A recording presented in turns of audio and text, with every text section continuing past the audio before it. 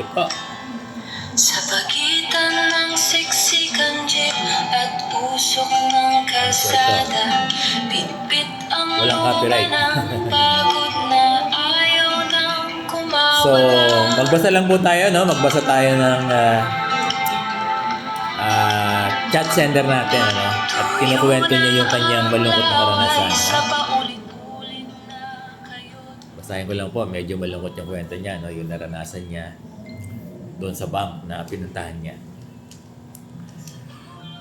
Good morning po, Sir Boang. Grabe po talaga yung bank. Hindi ko nababanggitin. Wala pong puso ang manager or head manager po nila. Kasi nagtry po ako kahapon na pumunta ng bank para makiusap, ibigay nila ang floating allowance ko para na lang sa anak ko.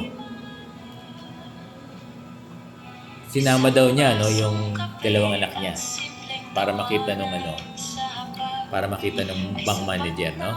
Pamatiduhaw sa mundong laging Medyo malungkot, no? Tuloy natin. Para na lang po sana sa dalawang anak ko na college now. Napaiyak na lang talaga ako, sir, sa harap ng manager. Di ko po napigilang humagulgol na po sa iyak. Pero wala po talaga silang puso. Tuloy natin, ha? Dahil hindi rin po nila ako pinagbigyan, Sir Bong. Grabe na po ang pagmamakaawa ko, sir. Pero wala po talaga hindi nila ako pinagbigyan. First time ko pong nakiusap sa manager sa loob ng 3 taon na garnish nila sa akin. Taon-taon nilang kinukuhang lahat ng sahod at lahat na po ng aking benepisyo, no?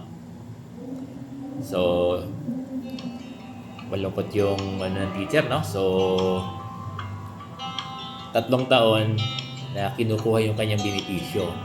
At ang sabi niya, minsan lang daw siya makikiusap dahil kailangan niya ng pera para doon sa dalawang college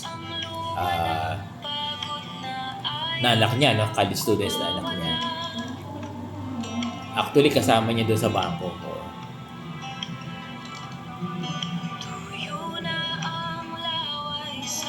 So, talagang, Sir Bong, hindi po nila ako pinagbigyan. Please hide my identity.